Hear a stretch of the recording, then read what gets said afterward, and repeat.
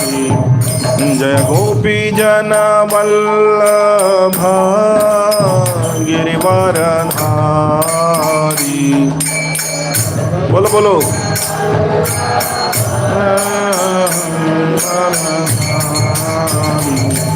जय गोपी जन वल्लभ गिरिवरधारी।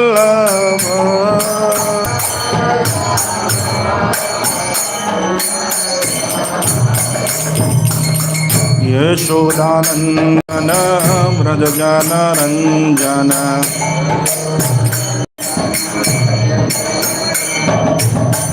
यशोदानंदन व्रज जन रंजन।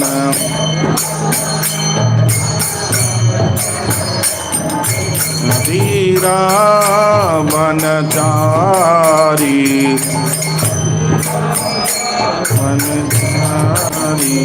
जय राधा माधव कुंज बिहारी।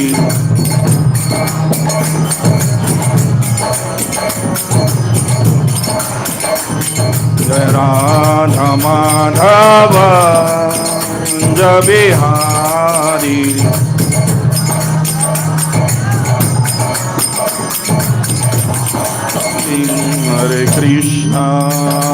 हरे कृष्णा कृष्ण कृष्णा हरे हरे, हरे राम राम राम हरे हरे। बोलो बोलो प्रेम से गाइए। कृष्णा हरे हरे, हरे राम राम राम हरे हरे। हरे कृष्णा कृष्ण कृष्णा हरे हरे, हरे राम राम राम हरे हरे। हरे कृष्णा कृष्ण कृष्णा हरे हरे,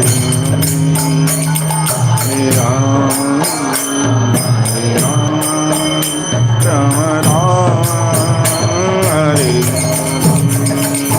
हरे कृष्णा कृष्ण कृष्णा हरे हरे, हरे राम राम राम हरे हरे। हरे कृष्णा कृष्ण हरे राम, हरे राम हरे हरे। हरे कृष्णा कृष्ण कृष्ण हरे हरे, हरे राम राम राम हरे हरे। बोलो बोलो। कृष्ण कृष्ण हरे हरे, हरे राम राम राम हरे कृष्णा कृष्ण कृष्ण हरे हरे, हरे राम राम राम हरे हरे।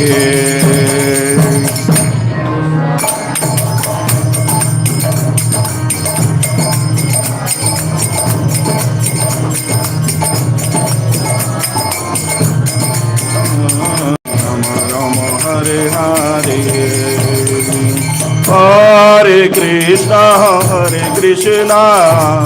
कृष्ण कृष्ण हरे हरे, हरे राम राम राम हरे हरे। हरे कृष्ण कृष्ण कृष्ण हरे हरे राम राम हरे हरे। जय प्रभुपदा जय प्रभुपदा, प्रभुपदा जय प्रभुपदा।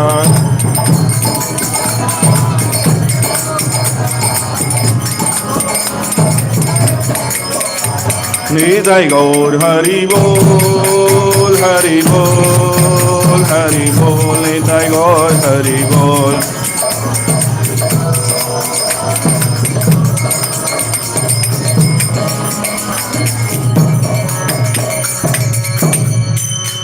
जय ओम विष्णुपाद परमहंस। सभी लोग प्रणाम कर सकते हैं।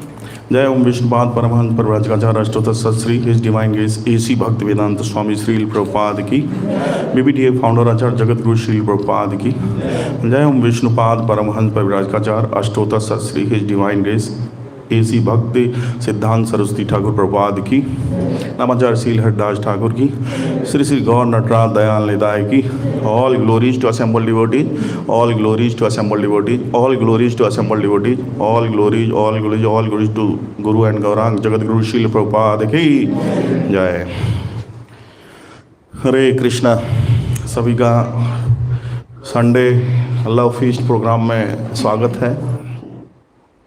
ये बहुत अच्छा अरेंजमेंट है। प्रभुपाद ने इस तरीके से हम लोगों के कल्याण के लिए इस तरीके की व्यवस्था बनाई है। एवरी मॉर्निंग यहाँ पे भागवतम क्लास होती है, इवनिंग में भगवत गीता क्लास होती है, और ये संडे में सबके लिए लव फीस्ट प्रोग्राम होता है, जिसमें हम कीर्तन कथा और सबके लिए डिनर प्रसाद होता है।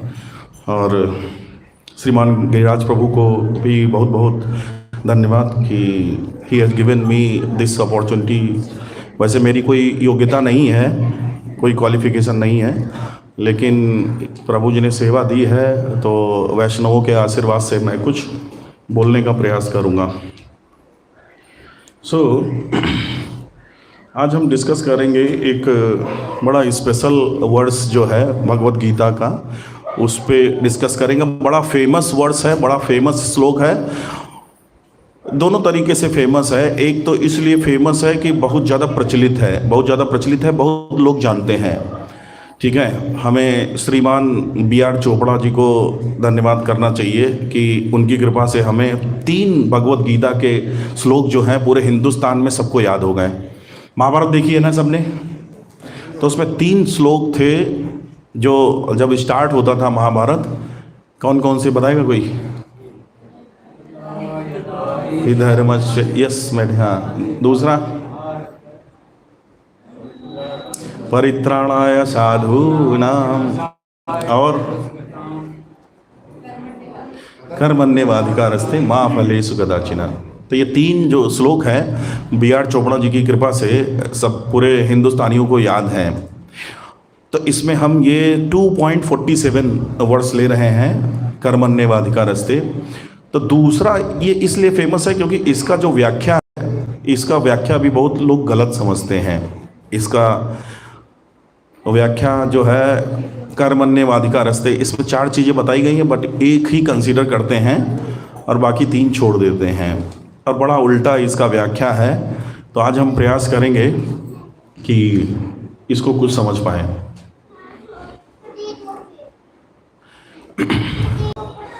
बाकी जैसे जीव के आध्यात्मिक जीवन में कई प्रकार के गुरु होते हैं। शिक्षा गुरु होते हैं, पथ प्रदर्शक गुरु होते हैं, दीक्षा गुरु होते हैं, चैत्य गुरु होते हैं।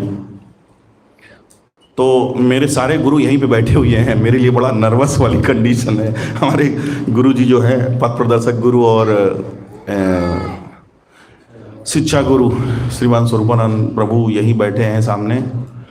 तो लेकिन ये भी एक है कि हमको कुछ कृपा मिलेगी, प्रभु जी बैठे हैं तो कुछ कृपा भी करेंगे। और वाकई आध्यात्मिक जीवन में अपना स्किल नहीं होता है, केवल हम कृपा पे ही बेस्ड होते हैं। तो प्रभु जी आज्ञा है कुछ हम बोल सकें, आशीर्वाद दीजिए प्रभु जी। सो 2.47 वर्ड्स हम पढ़ते हैं, मेरे पीछे दोहराएंगे आप। कर्मण्येवाधिकारस्ते मा फलेषु कदाचन मा कर्मफल हेतुर्भू मा ते संगोऽस्त्वकर्मणि कर्मण्येवाधिकारस्ते मा फलेषु कदाचन मा कर्मफल हेतुर्भू मा ते संगोऽस्त्वकर्मणि। कोई पढ़ेगा? रिसाइट करें। बढ़िया। कर्मण्येवाधिकारस्ते मा फलेषु कदाचन मा कर्मफल हेतुर्भू मा ते संगोऽस्त्वकर्मणि। माताओं में से कोई पढ़ेगा? ठीक है, शब्दार्थ पढ़ते हैं। कर्मणि, कर्म करने में, एव निश्चय ही, अधिकार, ते तुम्हारा, माँ कभी नहीं, फलेषु फलों में, कर्म फलों में, कदाचन कदापि, कभी नहीं, सॉरी, कदाचन मीन्स कदापि, माँ कभी नहीं, कर्म फल, कर्म का फल, हेतु कारण, भू हो, माँ कभी नहीं, ते तुम्हारी, संग आसक्ति, अस्तु हो, अकर्मणि कर्म ना करने में। शब्दार्थ और तात्पर्य बाय श्रील प्रभुपाद की जय। तुम्हें अपना कर्म कर्तव्य करने का अधिकार है, किंतु कर्म के फलों के तुम अधिकारी नहीं हो। तुम ना तो कभी अपने आप को अपने कर्मों के फलों का कारण मानो, ना ही कर्म न करने की में कभी आसक्त हो। तो इसमें 3 बार माँ आया है। माँ मीन्स नहीं, माँ फलेषु, माँ कर्म फल हेतुर्भू, माँ ते संगोऽस्त्व, 3 बार रूप में कुछ इंस्ट्रक्शन दिया है। तात्पर्य, यहाँ पर 3 विचारणीय बातें हैं। कर्म, स्वधर्म, विकर्म तथा अकर्म। कर्म स्वधर्म वे कार्य हैं जिनका आदेश प्रकृति के गुणों के रूप में प्राप्त किया जाता है। अधिकारी की सम्मति के बिना किए गए कर्म विकर्म कहलाते हैं। और अकर्म का अर्थ है अपने कर्मों को ना करना। भगवान ने अर्जुन को उपदेश दिया कि वह निष्क्रिय ना हो, अपितु फल के प्रति आसक्त हुए बिना अपना कर्म करे। कर्म फल के प्रति आसक्त रहने वाला भी कर्म का कारण है। इस तरह वह ऐसे कर्म फलों का भोक्ता होता है। जहाँ तक निर्धारित कर्मों का संबंध है, वे 3 उप श्रेणियों में हो सकते हैं, यथा जैसे नित्य कर्म, आपातकालीन कर्म तथा इच्छित कर्म। नित्य कर्म फल की इच्छा बिना शास्त्रों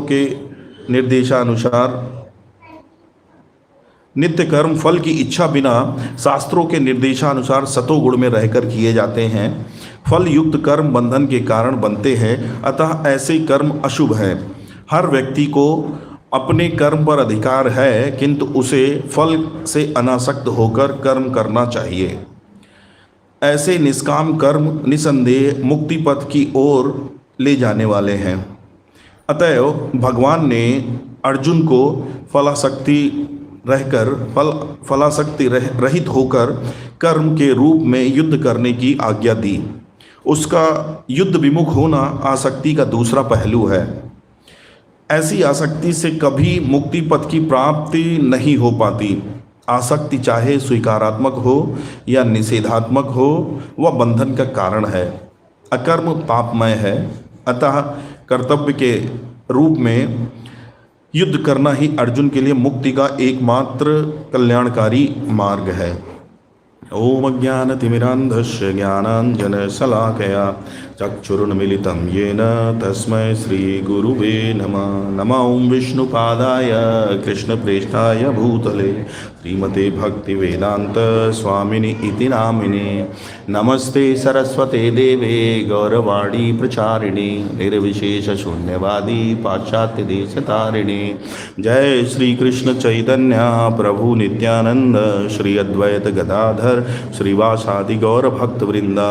हरे कृष्ण कृष्ण कृष्ण हरे हरे, हरे राम राम राम हरे हरे। वंस अगेन सभी का स्वागत है। अभी ये 2.47 डिस्कस करने से पहले हम थोड़ा सा इसका प्रीफेस डिस्कस करेंगे, ये किस स्थिति में बोला गया, क्योंकि हम अभी सामान्य दृष्टि से ये श्लोक देखने पे इसका गलत मतलब इसलिए निकला कि उसका कंटेक्स्ट नहीं समझ पाया है। जैसे रामायण की एक चौपाई है, उसका भी बड़ा गलत अर्थ निकालते हैं। अभी थोड़े दिन पहले बड़ा कंट्रोवर्सी हो रही थी, हर न्यूज़ चैनल पे आ रहा था। कौन सी? ढोल गवार शूद्र पशु नारी सकल ताड़न के अधिकारी। तो उसी तरीके से ये श्लोक भी है, इसको बहुत गलत समझते हैं। जैसे हम लोग भगवत गीता डिस्ट्रीब्यूट करते हैं, जब अभी मैराथन आएगा तो उसमें हमें इस तरीके से व्यक्ति मिलते हैं, जब हम उनसे कहते हैं कि भगवत गीता लीजिए प्रभु जी, तो वो कहते हैं हमें पता है सब भगवत गीता। तो दो तरीके से उनको पता होता है। एक ये पता होता है कि वो इस तरीके से बताते हैं, व्याख्या करते हैं कि क्या तुम लाए थे, क्या लेकर जाओगे, इस तरीके की हैं। वो जो कैलेंडर पढ़ा था उन्होंने, उस तरीके से बताते हैं। और दूसरी जो व्याख्या करते हैं, यही कर्मण्येवाधिकारस्ते, कि भगवत गीता क्या कहती है, कर्म करो, डकैती करो, चोरी करो, कुछ भी करो, लेकिन कर्म करो। ठीक है, तो ये किस कंटेक्स्ट में? देखिए, भगवत गीता जो है, भगवत गीता क्वेश्चन आंसर है।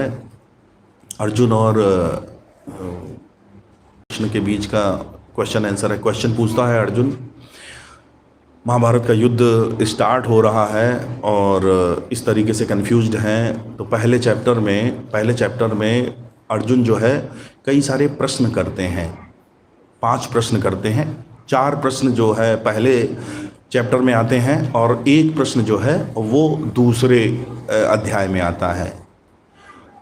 तो पहले अध्याय में भगवान केवल सुनते हैं, अर्जुन का कुछ भी नहीं बोलते हैं। ठीक है, उसके सारे कारण, सारी बातें सुन लेते हैं। फिर उसके बाद 2.7 जो है सेकेंड चैप्टर का 7वां, वहाँ से कन्वर्सेशन शुरू होता है असली। वैसे थोड़ा बहुत सेकेंड चैप्टर ख़त्म होते ही, सेकेंड चैप्टर स्टार्ट होते ही दूसरे ही श्लोक में भगवान थोड़ी सी डांट लगाते हैं, लेकिन वो थोड़ा मित्र भाव में, कुतस्त्वा कस्मलमिदम, इस तरीके से कहते हैं तुम्हारे अंदर ये कहाँ से आ गया, ये थोड़ा मित्र भाव में।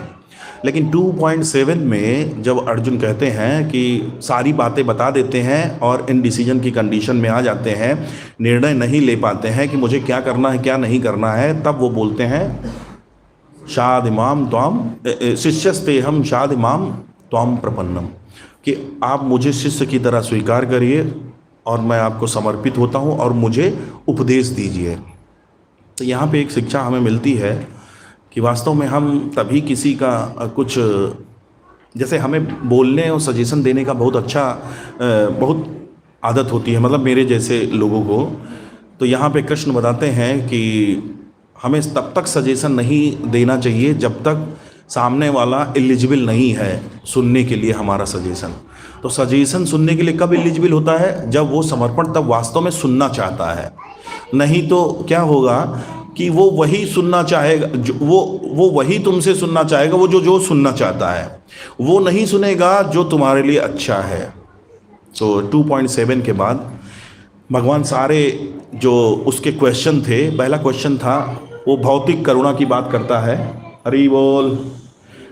पहला क्वेश्चन जो होता है भौतिक करुणा की बात करता है कि देखिए मैं कैसे मार सकता हूँ इनको, ये भीष्म पितामह जो हैं और ये गुरु हैं हमारे, द्रोणाचार्य हैं, कैसे मैं इनको मार सकता हूँ। दूसरा क्या है, सुख में हानि, कि अगर मैं इनको मार दूंगा तो कौन रहेगा, कौन देखने वाला होगा, किसके लिए मैं राज्य का भोग करूंगा, कौन देखने वाला होगा।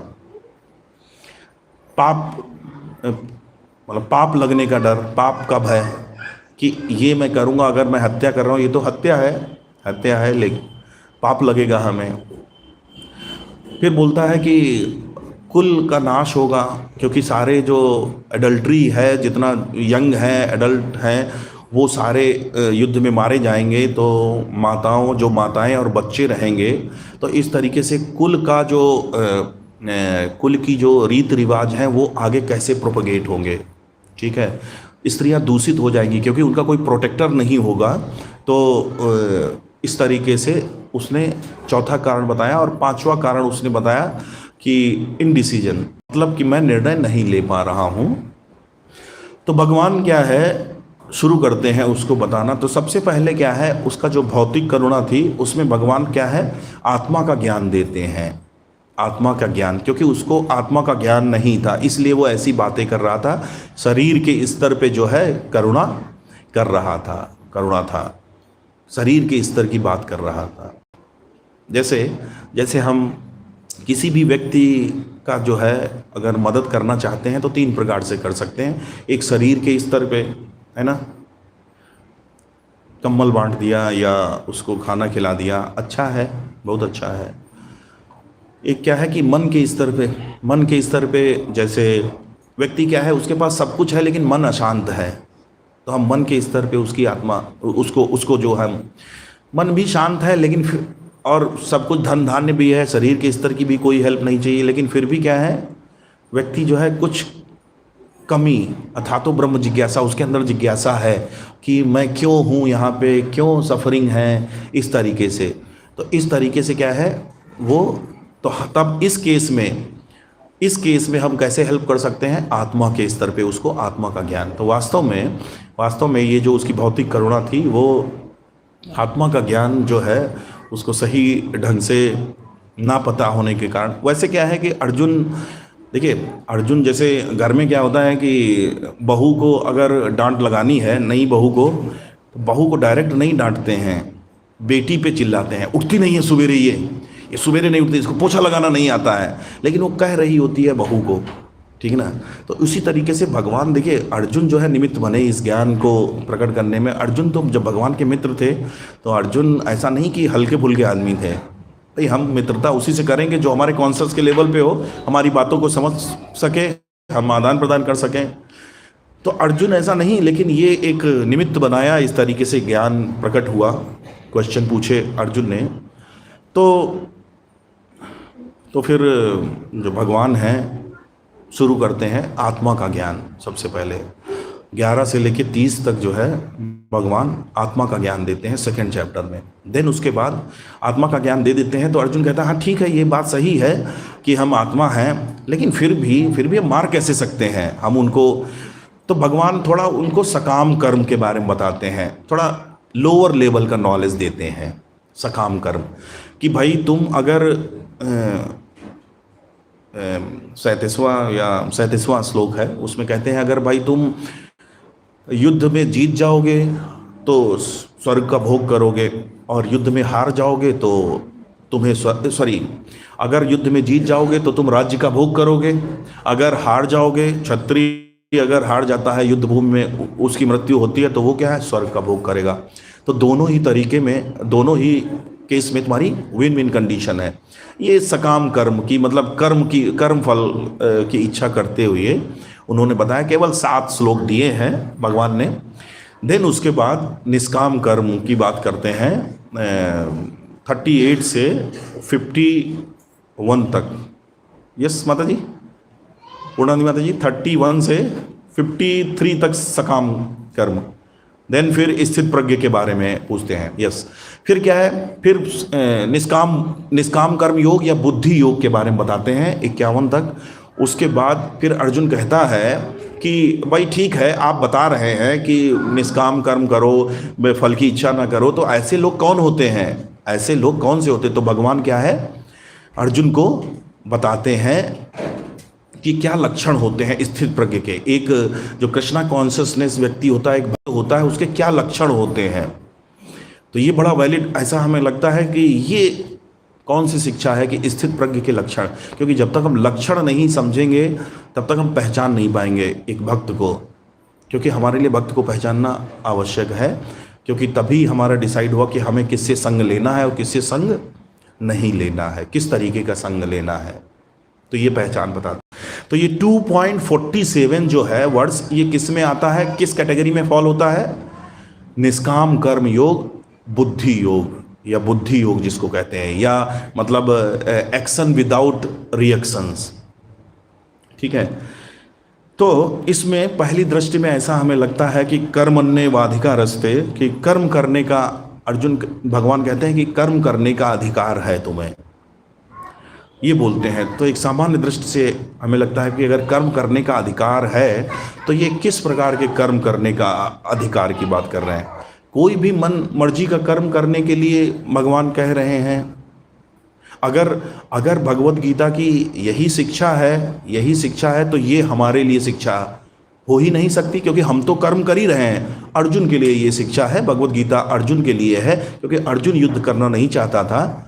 हम तो कर्म कर ही रहे हैं, अर्जुन कर्म नहीं कर रहा था, तो ये शिक्षा वास्तव में अर्जुन के लिए। इस तरीके से हम तो कर्म करो फल की, ये खूब बोलते हैं, कर्म ही पूजा है, कर्म ही ईमान है, इस तरीके से स्लोगन और इस तरीके की टैग लाइन पे काम करते हैं क्या।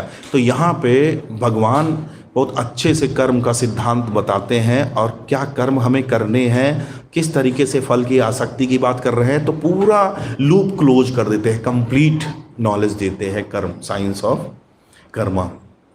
ठीक है, तो यहाँ पे क्वेश्चन आया कि भगवान किस प्रकार के कर्म की बात कर रहे हैं, किस प्रकार के कर्म की बात अर्जुन से क्या एक्सपेक्ट कर रहे हैं कि वो किस प्रकार के कर्म करने का उसको अधिकार है। तो इसके लिए अब हमें जाना पड़ेगा 2.7 में अर्जुन पूरी तरीके से समर्पित हो जाता है भगवान पे, कि कार्पण्य दोषो प्रहत स्वभावा, की बुद्धि हमारी जो है हर ली है कृपणता के कारण, अब जो मेरे लिए श्रेयस्कर हो वो बताइए, अब मैं अपने आप को पूर्ण रूप से समर्पित करता हूँ और मुझे उपदेश दीजिए। तो वास्तव में कृष्ण जो हैं आदेश स्वरूप कर्मों को करने की बात कर रहे हैं। प्रभुपाद ने तात्पर्य में भी लिखा है कि कर्म कार्य अधिकारी की सम्मति के बिना किए गए कर्म विकर्म कहलाते हैं। तो यहाँ पे कौन से कर्मों की बात कर रहे हैं? आदेश स्वरूप जो कर्म दिए गए, जो सेवा के भाव से किए गए कर्म, क्योंकि अर्जुन पहले ही समर्पित हो चुका। तो जो समर्पित व्यक्ति है उसके लिए क्या ऑप्शन बचता है? एक यही ऑप्शन बचता है कि जिसके प्रति वो समर्पित है उसकी सेवा करे, उसकी सेवा के लिए जो कर्म है वो करे, एक सेवक भाव में वो कर्म करे। तो वो कर्मों की कहने की बात कर रहा है। हम यहाँ पे क्या है, अपने मनमाने जो हैं, और मनमाने कर्म क्या होते हैं। और वैसे भी आप अपने भौतिक जीवन में भी देखें, कहीं भी हम कार्य करते हैं, ऑफिस में जैसे हैं, ऑफिस में 9 to 5 है, हम क्या करते हैं? आदेश का पालन ही तो करते हैं, आदेश का पालन करते हैं। सारे जितने कर्म हैं, लंच भी कर रहे हैं, अगर लंच भी कर रहे हैं तो वो भी आदेश का पालन है, क्योंकि हमें लंच लेना है और फिर काम पे लग जाना है जो हमें काम असाइन है। तो यहाँ पे जो है भगवान अर्जुन को सेवा भाव में श्री कृष्ण की सेवा के लिए कर्म करने के लिए कह रहे हैं कि, और आदेश स्वरूप कर्म करने के लिए कह रहे हैं, क्योंकि भगवान कह रहे हैं कि ये मेरा आदेश है, तुम ये सब मत सोचो कि कैसे मार सकता हूँ इनको, सुख हमको, इनको मार दूंगा सुख कौन देखने वाला होगा, पाप लगा, ये मेरा आदेश है। तो वास्तव में जब कर्मण्येवाधिकार रस्ते बोला जाता है तो तुम्हें अपना कर्म करने का अधिकार है। तो कौन से कर्म? वो कर्म केवल जो भगवान कृष्ण की सेवा स्वरूप किए जाते हैं, सेवक भाव में किए जाते हैं। इसीलिए ग्रंथों, ये अनुमोदित है कि इसीलिए ग्रंथों को समझने के लिए हमें प्रमाणिक गुरु होना चाहिए। अगर ये तात्पर्य हमारे सामने नहीं है, प्रभुपाद ने हमारे लिए बहुत चीज़ें आसान कर दी है। तो निश्चित रूप से कोई भी यही समझेगा कि तुम अपना कर्म करो, कर्म करने का अधिकार है, तो कर्म करे जा रहे हैं, चोरी कर रहे हैं, चीटिंग कर रहे हैं, डकैती कर रहे हैं, सब कर्म ही तो कर रहे हैं, क्या बुराई है? तो मतलब गीता फॉलो कर रहे हैं, लेकिन कौन से कर्म कर रहे हैं? कौन से कर्म कर रहे हैं? मन माने कर्म, जिनके जिनके फल के लिए वो आसक्त हैं, इंद्रिय तृप्ति के लिए। और वास्तव में किस प्रकार के कर्मों की बात कर रहे हैं? किस प्रकार के कर्मों की बात कर रहे हैं? जो कृष्ण की इंद्रियों को तुष्ट करें। आत्मेंद्रिय प्रीति वांछा तारे बोले काम, और कृष्ण इंद्रिय प्रीति वांछा धरे प्रेम नाम। क्योंकि भगवान का एक नाम ऋषिकेश है, वो इंद्रियों के स्वामी हैं। तो हम क्या है, हमारे लिए कौन से कर्म अनुमोदित हैं? जो भगवान की इंद्रियों को तुष्ट करें।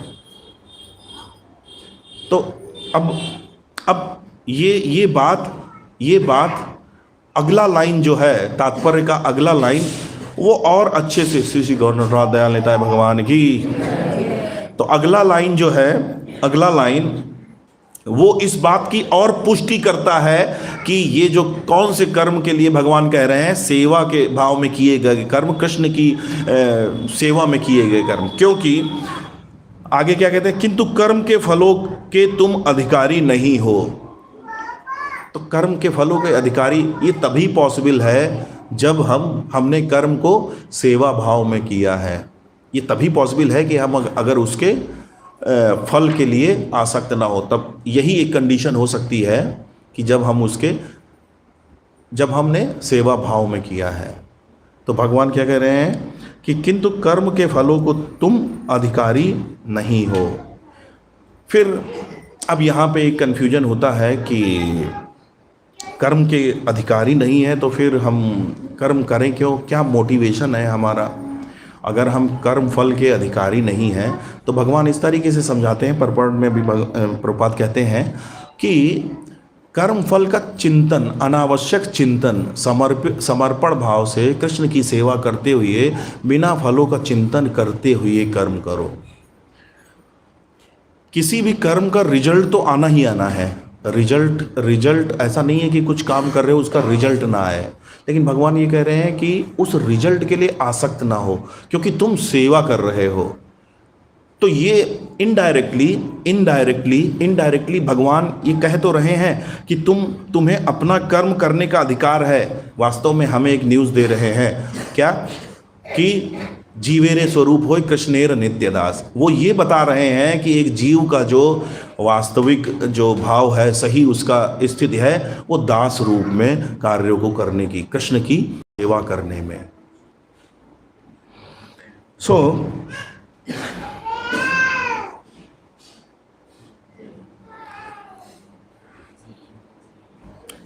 आदेश का पालन। तो इसलिए क्या है कि आदेश का पालन जब हम करेंगे, जब हम किसी के आदेश का पालन करेंगे तो हमारे लिए क्या रहेगा? हमारे लिए सारी प्रॉब्लम जो है कैसे दूर हो जाती हैं, केवल जब हम सेवा भाव में करेंगे। एक बैंकर जैसे है कोई बैंकर है यहाँ पे?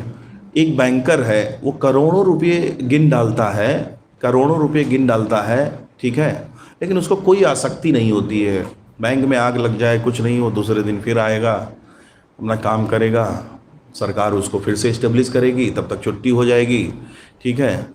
लेकिन अब अगर एक बैंकर इस स्थिति में आ जाए, अरे ये चेक से क्यों निकाल रहा है 1 लाख रुपया, उसको दर्द होने लगे, इसने क्यों इतना निकाल लिया, ये ड्राफ्ट उसने बनवा लिया, तो ये करेक्ट लॉजिक नहीं है ना। तो यही भगवान करने, ये उनका तात्पर्य है भगवान का, कि किस तरीके से अनासक्त होकर कर्म करो। फिर आगे भगवान कहते हैं कि तुम ना तो कभी अपने कर्मों के फलों का कारण मानो। अब क्या है, एक क्लियर हो गया, एक चीज़ क्लियर हो गई कि भाई कौन से कर्म करने का अधिकार भगवान बता रहे हैं। वो कर्म करने का अधिकार भगवान हमको दे रहे हैं जो कृष्ण की सेवा के स्वरूप किए गए हैं, कृष्ण के आदेश स्वरूप किए गए हैं। उन कर्मों को करने की बात कह रहे हैं। फिर बात कही चूँकि जब समर्पण भाव में कर्म कर रहे हैं तो कर्म, जाहिर सी बात है, उसका फल भोगने की हमारी कोई, एक नौकर जो है वो कर्म करके क्या है, मालिक को ही रिपे करता है, बाकी जो उसके लिए सही होता है मालिक उसको फिर देता है। भौतिक जगत में भी हम यही करते हैं। तो फिर क्या होता है, व्यक्ति क्या कहता है कि व्यक्ति के अंदर जो भोग की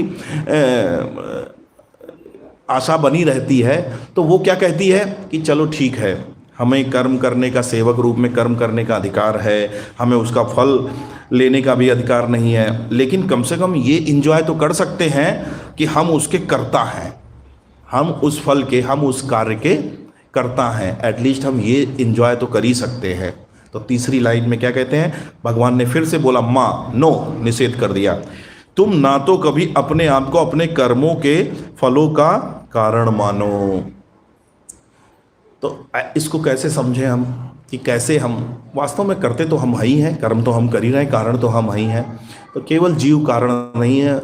18वें अध्याय में बताया गया है कि किसी कर्म के होने के लिए 5 कारण होते हैं, शरीर, आत्मा, इंद्रियां, चेष्टा और परमात्मा।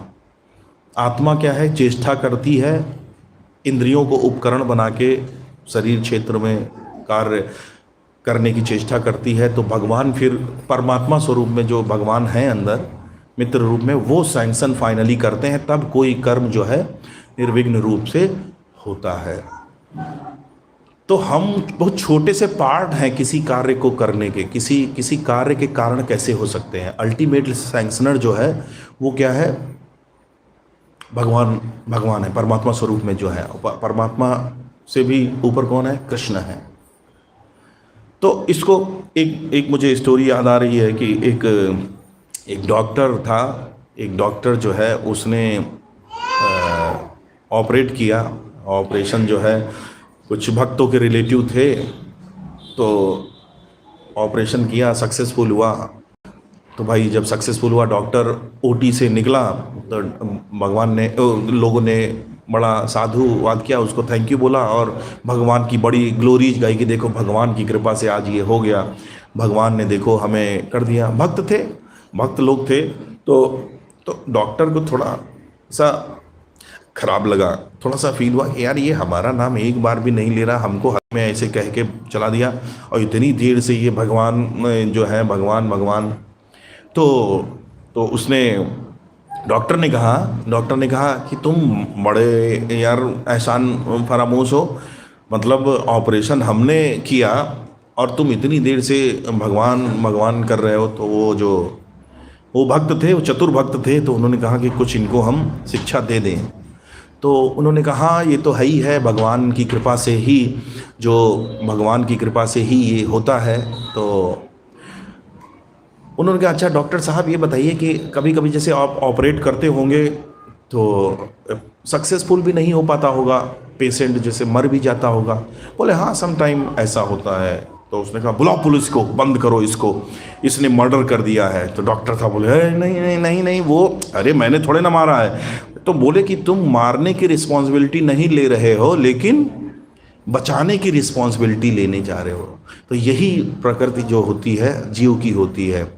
सारी जो गुड कंडीशन होती है उसका कारण स्वयं समझता है, और जो बुरा हुआ वो भगवान ने कर दिया। तो इसलिए भगवान यहाँ पे कहते हैं किंतु कर्म के तुम ना तो कभी अपने आप को कर्मों के फल का कारण मानो। फिर अब जब 3 बातें क्लियर हो गई, भगवान ने उनको क्लियर कर दिया, अभी भी लूप खुला हुआ है, अभी एक बात क्लियर नहीं हुई। ठीक है, हमारा कर्म करने का अधिकार है, फल की इच्छा करने का अधिकार नहीं है, और हम अपने आप को कारण भी ना माने। तो ऐसे में क्या है, इन 3 शिक्षाओं के बाद जीव क्या है, उसके पास ये भी ऑप्शन आ जाता है कि कर्म ही ना करें, वो अकर्मता में चला जाता है। यहाँ पे बोला है ना अकर्म। यहाँ पे देखिए तात्पर्य में अकर्म शब्द जो आया है, अकर्म के 2 अर्थ होते हैं। कहीं क्या है कि अकर्म का है मतलब कार्य करने की चेष्टा, और वैसे अकर्म को ऐसे कर्म भी बोले जाते हैं जिनका बंधन नहीं लगता है, अकर्म उनको भी कहा जाता है। तो यहाँ पे क्या है, अकर्म जो है कार्य ना करने की चेष्टा प्रभुपाद ने उसको यूज किया है। तो अब ये हो सकता है कि जीव जो है वो कर्म ही ना करने में आसक्त हो जाए, कि उसका कर्म करना ही बंद कर दे। जब ना हम, ठीक है, उसको 3 बातों का ज्ञान हो गया, तो वो किस रिजल्ट पे आएगा कि ठीक है फिर तो हम कर्म करना ही बेकार है। तो ये कभी हो नहीं सकता है। भगवान इसीलिए कह रहे हैं कि इसके लिए कभी आसक्त ना हो। अगर तुम ये प्रयास कर भी रहे हो कि कर्म हमें नहीं करना है, हिमालय पे चले गए, हिमालय पे चले, तब भी वहाँ पे तुम अपनी इंद्रियों को की सेवा कर रहे हो, और वो क्या होगी? माया की सेवा होगी। ऐसा कभी हो ही नहीं सकता है कि आप अकर्म की कंडीशन में आ जाए, चाहे जहाँ आप बैठे हैं, चाहे जितना लीन हो जाएं किसी भी कंडीशन में, एटलीस्ट ये सिचुएशन ज़रूर रहेगी कि आप अपनी इंद्रियों की सेवा करेंगे। और अपनी इंद्रियों की सेवा क्या है? दैट इज़ सर्विस ऑफ माया। तो फिर माया के द्वारा कंट्रोल किए जाओगे भगवान की बहिरंगा शक्ति के कारण। तो यहाँ पे अब हम फिर से आते हैं कि भगवान कहते हैं कि तुम्हें अपना कर्म करने का अधिकार है। और ये भी क्लियर कर दिया भगवान ने, ये कौन से कर्म करने का? जो सेवा स्वरूप में मिले हैं, जो कृष्ण की सेवा के लिए हैं, जो कृष्ण की सेवा के लिए है। तो इसमें फिर अपनी जीव की स्वतंत्रता कहाँ बची? इसमें जीव की कोई स्वतंत्रता नहीं है। फिर तो वो रोबोट हो जाएगा, आदेशों का पालन करेगा। तो ये जो अधिकार शब्द कहा है, ये स्वतंत्रता का भाव देता है। ऐसा नहीं कि भगवान हमको रोबोट बनाना चाहते हैं। भगवान से कहते हैं कि आप सेवा करिए, आदेश स्वरूप कार्यों को करिए। आपकी स्वतंत्रता है, वो सेवा आप कैसे एग्जीक्यूट करते हैं। हमारे गुरु कहते हैं कि एक फेस्टिवल करना है, गौर पूर्णिमा का फेस्टिवल करना है, ये उनका आदेश है। अब उस अम्ब्रेला के नीचे सभी लोग क्या है, अपने अपने स्किल के अकॉर्डिंग, जिसको रंगोली बनानी आती है वो भगवान की सेवा रंगोली बनाकर करेगा, जिसको कुकिंग आती है वो भगवान की सेवा कुकिंग प्रसाद भोग बनाकर करेगा, जिसमें लीडरशिप क्वालिटीज हैं वो as a leader, servant leader बनकर भगवान की सेवा करेगा। तो यहाँ पे भगवान जो है कह तो रहे हैं कि तुम्हें अधिकार है और सेवा स्वरूप हमारी सेवा स्वरूप आदेश रूप में कार्यों को करो, लेकिन यहाँ पे हमारी कहीं भी स्वतंत्रता का हनन नहीं कर रहे हैं। आप अपने स्किल से, क्योंकि यही तरीका भी है, यही इंद्रियों को हम कभी भी उनके वेग को रोक नहीं सकते हैं। हाँ, लेकिन हम सेवा में, भगवान की सेवा में लगा के उनको शुद्ध कर सकते हैं। जिसको बोलने की बहुत ज़्यादा आदत है, वो ऐसा नहीं कि उसको चुप नहीं बैठ सकता है। जिसको प्रजल्पा करने की आदत है वो चुप नहीं बैठ सकता है। लेकिन भक्ति क्या कहती है? माइक है, बोलो, खूब बोलो, 1 घंटे तक बोलो, 2 घंटे तक बोलो, भगवान की ग्लोरीज गाओ। यहाँ बोलने के लिए रोकना नहीं है। इंद्रियां, बस हमें क्या है, अपनी सारी इंद्रियों को भगवान की इंद्रियों को तुष्ट करना है, भगवान की प्रसन्नता के लिए करना है। तो अभी इतना सब समझने के बाद हम ये भी कह सकते हैं कि फिर क्या नौकरी वोकरी करना बेकार है, ये सब ना करें, भगवान की ही सेवा करें। तो एक भक्त जो है, भक्त और एक कर्मी व्यक्ति, बाह्य दृष्टि से अगर आप बाहर से देखेंगे तो वो दोनों एक जैसे ही दिखेंगे, एक जैसे भी दिखेंगे। भक्त भी क्या है, नौकरी करेंगे, और एक कर्मी व्यक्ति भी जो मतलब अपनी तुंडी भोग करना चाहता है, वो भी नौकरी करता हुआ दिखेगा, वो भी सुबह जाता हुआ दिखेगा, वो भी अपना मकान बनवाएगा, बढ़िया सा मकान बनवाएगा। एक भक्त भी अच्छा सा मकान बनवाएगा, सब कुछ करेगा, बिल्कुल उसी बाह्य दृष्टि से हमको वैसा ही लगेगा। लेकिन यहाँ पे डिफरेंस ऑफ चेतना है, कॉन्शसनेस का फर्क है। एक भक्त जो है वो केवल नौकरी ये सोच के कर रहा है कि हम जो है, हमारे लिए नौकरी, हमसे कुछ लक्ष्मी आएगी तो हम क्या है, हम अपने बच्चों की सेवा कर पाएंगे, भगवान की सेवा कर पाएंगे, बच्चों को भक्त बनाने में सहयोग मिलेगा। आप अपना घर है, आप अगर एक घर में भगवान केंद्र बिंदु है, लड्डू गोपाल है या भगवान का केंद्र बिंदु है, अपने को हटा के भगवान को केंद्र में रखना है, तो तो क्या होगा, तो वो रिलेटेड सारी सेवाएं, अगर आपके घर में सुंदर अल्टर है और उसमें भगवान की सेवा होती है, सुबह शाम भोग लगते हैं, ठीक है ना, नियमों का पालन करते हैं, तो आपका वो जो आप अगर घर में झाड़ू भी लगा रहे हैं तो वो सामान्य कर्म नहीं है, वो आपकी भक्ति है। क्योंकि क्योंकि आप क्या है, आप भगवान के घर में, भगवान के जहाँ भगवान रहते हम भी रहते हैं, वहाँ पे आप झाड़ू लगा रहे हैं। आपने अपना अगर घर वाइट वॉश करा लिया, बहुत चमका दिया, ठीक है ना, अरेंजमेंट अच्छे अच्छे फैसिलिटी की है, तो वो भी भक्ति है, वो भी भक्ति है, ठीक है। क्योंकि केंद्र बिंदु, क्योंकि वो आप भोग नहीं करना चाहते हैं, वो आप भोग नहीं करना चाहते, उससे आप क्या है, भगवान की इंद्रियों को तुष्ट करना चाहते हैं, भगवान ग्लोरीफाई करना चाहते हैं। बड़ा घर बनवाइए, बहुत बड़ा घर बनवाइए, और उसमें क्या करना है, भक्तों को बुला के खूब कीर्तन करिए, वो भक्ति है। अदरवाइज क्या है, अदरवाइज जैसे एक मैं सुन रहा था कि एक 5,000 स्क्वायर फीट का मकान बना लेते हैं, तो ऑन एवरेज एक फैमिली के लिए 400-500 स्क्वायर फीट में रहता है, बाकी 450 में उसका अहंकार रहता है।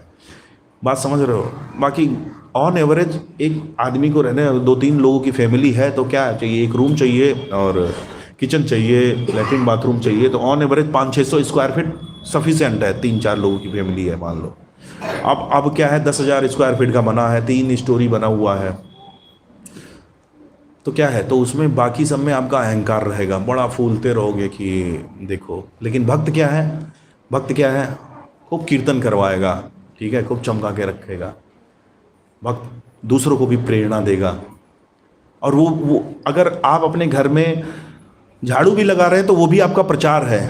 जरूरी नहीं है कि प्रचार केवल बोल के हो सके, केवल इस तरीके से लेक्चर देने से हो। अगर आप अपने घर में भगवान की सेवा कर रहे हैं, घर आपका बहुत साफ है, तो ये भी एक प्रचार है भगवान का। कोई देखेगा, वो कहेगा कि भाई इनका तो बड़ा अच्छा, ये लोग बहुत सतोगुण में रहते हैं, तो वो भी आपने भगवान का प्रचार कर दिया, कृष्णा कॉन्शसनेस का आपने प्रचार कर दिया। तो इस तरीके से, तो अब यहाँ पे इस श्लोक में तो डायरेक्ट अर्जुन जो है वो इंस्ट्रक्शन मिल रहा है कृष्ण से। तो हम फिर कर्म करें, ये बात समझ में आ गई कि आदेश स्वरूप हमको जो आज्ञा मिले उस वो कर्म करने चाहिए समर्पण भाव से, जिससे कि क्या है, हम कर्म बंधन से बचे रहेंगे। अगर मालिक को पूरा समर्पित हैं, एक दिन वो कार्य करता है तो एक दिन मान लो नुकसान होता है और एक दिन बहुत फ़ायदा हो जाता है, तो इसके लिए नौकर को वरीड होने की कोई ज़रूरत नहीं है, क्योंकि वो पूरा समर्पित है, वो हेडेक मालिक का है। तो यहाँ पे क्या है कि इस श्लोक में जो आदेश मिल रहा है, किस आदेश की बात कर रहे हैं कि जो कृष्ण दे रहे हैं अर्जुन को। तो हमारे लिए तो कृष्ण आएंगे नहीं आदेश देने के लिए डायरेक्ट प्रत्यक्ष, तो हमें आदेश कहाँ से लेना है, कहाँ से आदेश लेना है? गुरु, साधु और शास्त्र। शास्त्र हमें आदेश देते हैं कि नहीं? शास्त्र देते नहीं है, देते हैं। शास्त्र हमें आदेश देते हैं, गुरु हमें आदेश देता है, गुरु हमें आदेश देते हैं। आचार्य कौन है? जो परंपरा में आचार्य हुए, जिन्होंने आचरण से शिक्षाएं एस्टेब्लिश की, वो आचार्य, तो वो सब हमें आदेश देते हैं। तो शास्त्र भी हम बहुत नहीं पढ़ सकते हैं, बद्ध हैं हम, हमारे पास इतनी बुद्धि नहीं है कि हम शास्त्र पढ़ के उसमें से आदेश ढूंढ लें। आचार्य का भी भाषा, हम आचार्य को भी समझना हमारे लिए इतना आसान नहीं है। गुरु भी, दीक्षा गुरु आपको बहुत सारे आदेश नहीं देते हैं। तो फिर क्या होता है, गुरु के जो रिप्रेजेंटेटिव होते हैं, गुरु के रिप्रेजेंटेटिव लोकल अथॉरिटी, जैसे आप इस मंदिर में बैठे हैं तो यहाँ पे गुरु ने जिनको प्रतिनिधि बनाया है, आप उनके आदेशों का पालन कर सकते हैं, हमें करना चाहिए, उनके आदेशों का पालन करना चाहिए। इवन ऐसे भक्तों के बारे में सुना है कि वो अपना कार्य करते हैं, जॉब करते हैं, गुरु के हाथ में सैलरी दे देते हैं, और गुरु उनके लिए जो निर्धारित करता जो अमाउंट है उसमें वो अपना खर्चा करते हैं। इस लेवल का समर्पण है। क्योंकि ये एग्जाम्पल इसलिए बता रहा हूँ क्योंकि ये जो माया और लक्ष्मी का जहाँ होता है ये बहुत बड़ा बंधन होता है। इतनी आसानी से हम जो है अर्न मनी इस तरीके से समर्पित नहीं कर सकते हैं। लेकिन जब हम समर्पित होते हैं तो भगवान भी बोलते हैं। भगवान ने बोला है भगवत गीता में कि तुम ऐलान कर दो Arjun, I will take care, मैं टेक केयर करूँगा। योगक्षेम वहाम्य हम 9.22 प्रभु जी, हरि बोल प्रभु जी। एक श्लोक है ना, अनन्यं चिन्तयन्तो माम ये जना पर्युपासते, जो उसकी टैग लाइन है LIC भारतीय जीवन बीमा निगम की। तो ये लास्ट उसमें फ्रेज है, योग क्षेम वहाम्य। भगवान कहते हैं योग जो नहीं है उसकी पूर्ति करूँगा, क्षेम जो कमी है उसकी आपूर्ति करूँगा, और जो है उसकी रक्षा करूँगा। तो ये भगवान कह तो रहे हैं। अभी अगर आपको हमें एक विधायक भी कह दे भाई अचिंत अमित त्रिपाठी तुम टेंशन न लेना, हम तुम्हारे साथ हैं। देखो आदमी चौड़िया जाता है, बिल्कुल सुनता नहीं है कि अरे विधायक जी हैं हमारे साथ। तो यहाँ तो विधायक तो मतलब क्या बताएं, अनंत कोटि ब्रह्मांड के नायक जब कह रहे हैं कि, तो वास्तव में हम क्या है कि हम उस स्तर पे अभ्यास नहीं करते हैं। हम शरीर के स्तर पे हमारी सारी बातें होती, तभी ये सब बातें समझ में नहीं आती हैं। कहते हैं ये सब फर्जी बातें हैं। और यही क्या है कि जिसका उच्च चेतना होती है वो समझ लेता है, उसके लिए ये बिल्कुल उसको आत्मविश्वास दे देता है। अरे भगवान ने कहा तो है कि हम टेक केयर करेंगे, लेकिन हम क्या है कि जड़ बुद्धि में है। तो भक्ति क्या है? भक्ति बस आत्मा के स्तर पे कार्य करने लगो। क्योंकि हम ये कन्विंस नहीं कभी हो पाएंगे, हम कन्विंस कभी नहीं, कहते तो हैं बहुत दिन, जैसे इंटर किए थे आध्यात्मिकता में, इंटर किए थे तो ऐसे ये बताया गया कि वी आर नॉट बॉडी, ये हमारी बिलोंगिंग्स हैं, हम बॉडी नहीं है। लेकिन आत्मसात कहाँ पर कर पाए, कितना कर पाए आत्मसात आज तक कर ही नहीं पाए, क्योंकि हमारे अभ्यास जो है उस लेवल के नहीं है।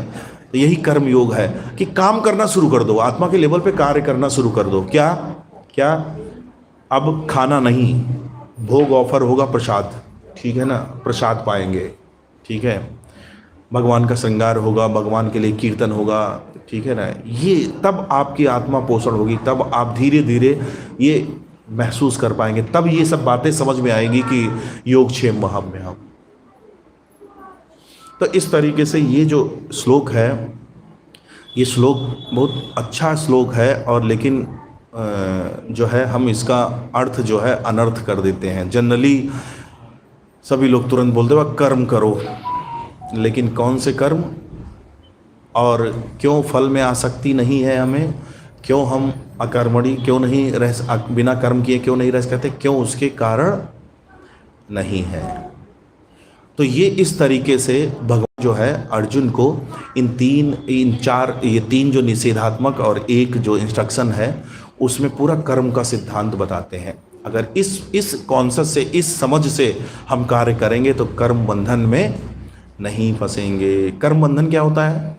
कर्म बंधन का मतलब ये है कि उसका फल भोगना है, कि हम एक एक्शन करते हैं, उसका रिएक्शन होता है, और यही फिर वो रिएक्शन जब होगा उसको जब भोगेंगे देन हम फिर एक एक्शन उसमें कर देते हैं, फिर उसका रिएक्शन आ जाता है। तो इस तरीके से क्या है, जो पुलिंदा कर्मों का बन जाता है वो कर्म बंधन है। तो अगर इस कॉन्सेप्ट में हम करेंगे तो वास्तव में हम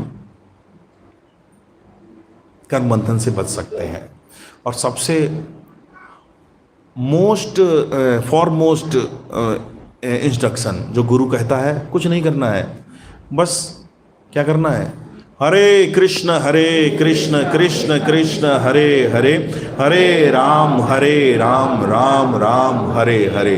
बस मंत्र का जाप करना है। भगवान ने कहा है, कहते हैं कि मन नहीं लगता है, मन का काम ही नहीं है, मुंह से बोलो कान में सुनो, खत्म। मन की कहीं ज़रूरत ही नहीं है, मुंह से बस इतनी तेज बोलो कि कान में सुनाई देता रहे, और बस चेतना का शुद्धिकरण। कितना आसान है, कितना आसान है। लेकिन हमारी स्थिति क्या है? हमारी स्थिति देखिए, हम बार बार कहते हैं हमारी, लेकिन ये मेरी, हमारी में तो आप लोग भी आ जाते हैं, लेकिन ऐसा नहीं है। सब बड़ा अच्छे से कर रहे हैं। ये मेरी स्थिति ऐसी है। अभी है क्या, आप बताइए जरा। चेतना, हम माला भी कर रहे हैं, सब कुछ कर रहे हैं, लेकिन क्या है कि चेतना, लेकिन हमें बातें नहीं समझ में आती, हम उनको आत्मसात नहीं कर पाते हैं। वास्तव में हम क्या है कि हम उतना क्राइंग है ही नहीं।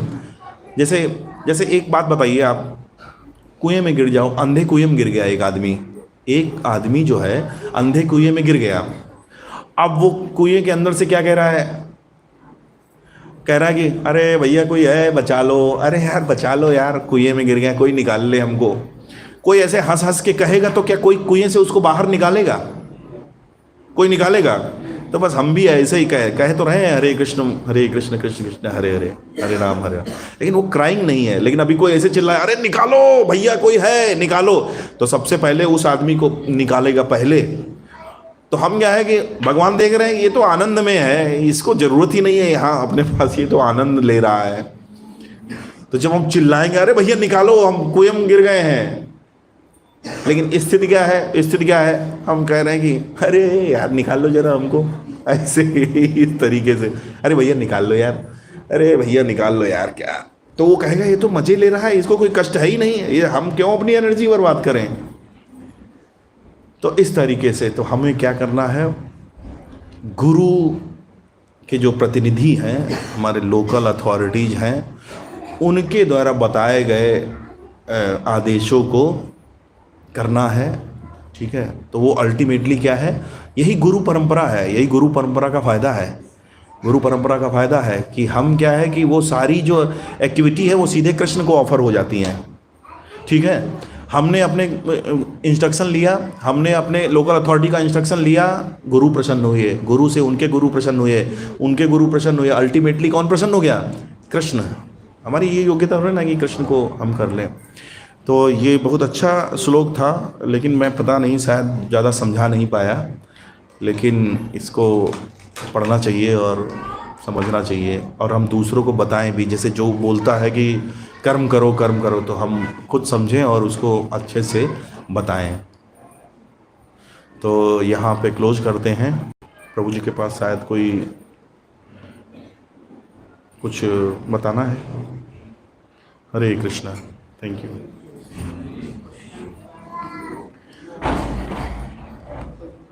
यस, अगर कोई प्रश्न है तो श्रीमान गिरिराज प्रभु हैं, पूर्णानंदी माता जी हैं, स्वरूपानंद प्रभु हैं, वरिष्ठ भक्त है राधिका प्राण प्रभु हैं, तो ये निश्चित रूप से सॉल्व करेंगे। ठीक है प्रभु जी। यस, हाँ हाँ, स्थित प्रज्ञ सिंपल समझिए, कृष्ण भावना भावित व्यक्ति, बस स्थित प्रज्ञ इतना समझ लीजिए। कृष्ण, प्रभुपाद ने परपर्ट में लिखा भी है, वो श्लोक जो है शब्दार्थ में स्थित प्रज्ञ बोला गया, लेकिन प्रभुपाद उसको तात्पर्य में कृष्ण भावना भावित व्यक्ति ही बोलते हैं, तो स्थित प्रज्ञ वही है।